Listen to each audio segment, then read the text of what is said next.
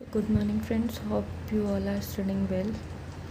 So today I will make a video on the non-constitutional bodies in a chat form. So it makes you easier to learn or revise before prelims. So let's start it. My firstly I'm here to tell you about the non-constitutional bodies. So non-constitutional bodies consist of commissions, body, chairman, members, appointment, removals, committee and terms.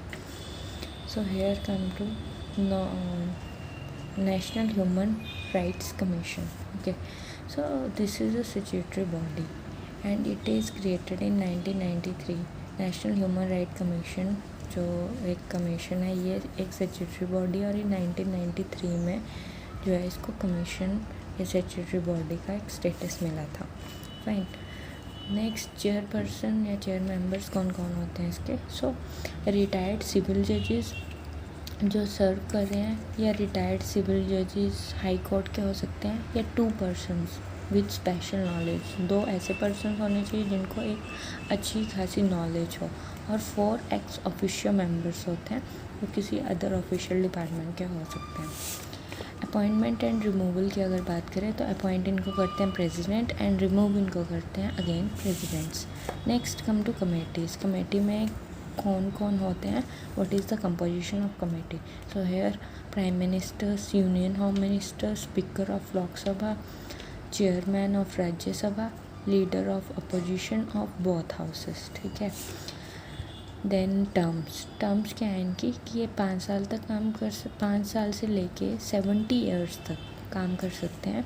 That is the limit of their working time and they are not eligible for further employment. वो आगे काम नहीं कर सकते किसी other department में.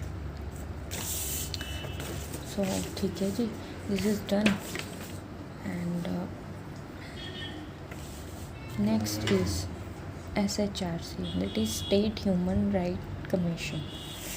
So it's again statutory body and consisted in 1993 or occupied its status of statutory body in 1993. So again chair members की अगर मैं बात करूँ तो रिटायर्ड सिविल जजेस होते हैं हाई कोर्ट के और वो सर्व कर सकते हैं. रिटायर्ड जजेस ऑफ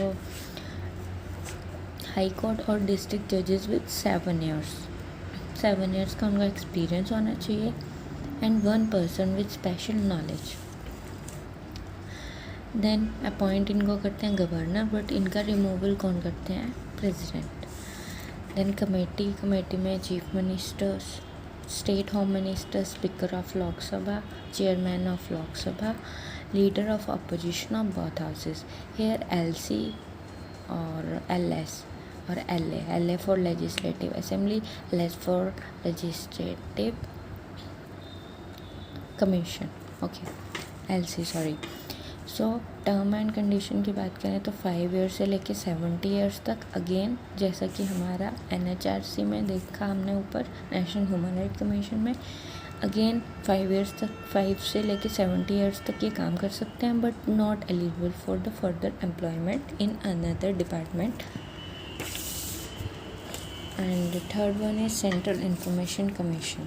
सेंट्रल इंफॉर्मेशन कमीशन की अगर बात करें हम,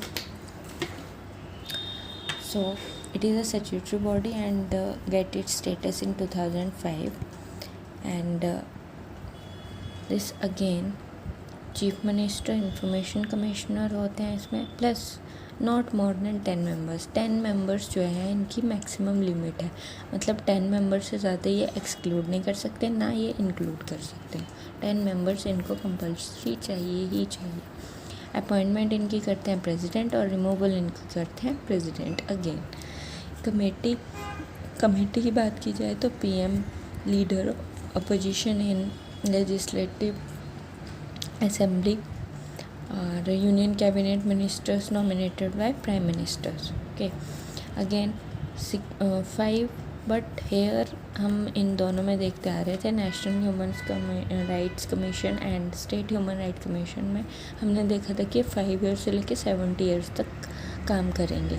बट हेयर इज़ यहाँ पे 5 years लेस हो रहे हैं, so 5 years to 65 years तक ये काम कर सकते हैं and they are not eligible for further employment again. This is the same. Then third one is State Information Commission. It is also a statutory body and consisted or gets its status of statutory body in 2005.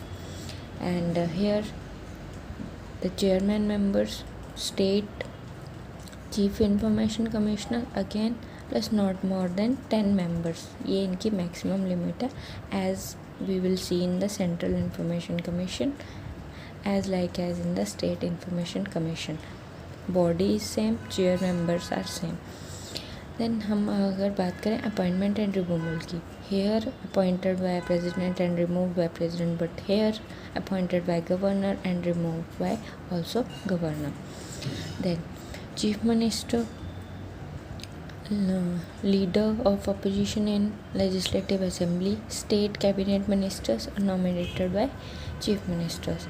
Again 5 to 65 years and not again eligible for the further employment in any other department. Then come to the Central Bureau Investigation. Central Bureau Investigation is not a statutory body. Okay, it is not a statutory body and its status he occupied or gets in 1993. सो यहाँ पे director होते हैं किसी department के, plus other additional directors हो सकते हैं किसी और डिपार्टमेंट के.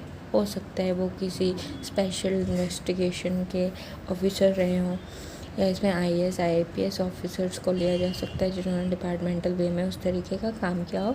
सो they are as the additional directors.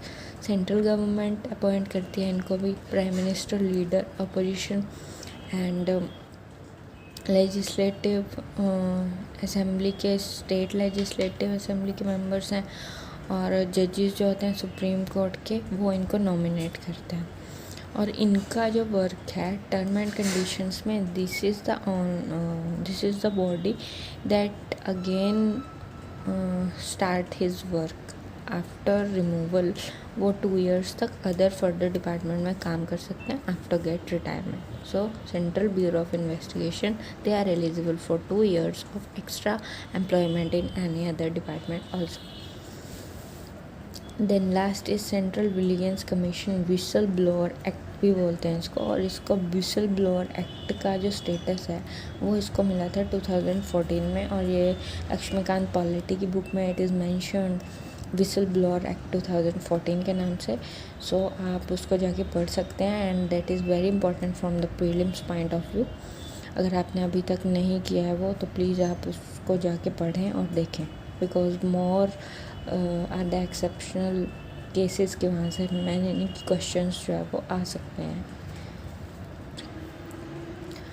So it is again constituted body. 1964 में ये ना तो एक कॉन्स्टिट्यूशनल बॉडी थी, ना ये स्टैट्यूटरी बॉडी थी. फिर ये नॉन कॉन्स्टिट्यूशनल बॉडीज़ में आई. इसको अपना स्टेटस मिला 2003 में. तो यहाँ पे क्या मेंबर्स रहते हैं आपके? Chairman and members. Central vigilance commission plus not more then 2 vigilance commissioners. इसमें 2 मैक्सिमम नंबर्स है. जैसे सेंट्रल और स्टेट इंफॉर्मेशन कमीशन में 10 मेंबर्स का मैक्सिमम था, यहाँ पे 2 विजिलेंस कमिश्नर्स का मैक्सिमम नंबर है. इनको अपॉइंट प्रेसिडेंट करते हैं, रिमूव भी इनको प्रेसिडेंट करते हैं. अब इसमें कमेटीज़ कौन कौन सी रहती हैं? तो वो रहती हैं prime minister, union minister of home affairs, leaders of opposition in Lok Sabha. और यहाँ पे देखा जाए तो 4 years और 65 years तक ये काम कर सकते हैं and they are again not eligible for the further employment in any other department.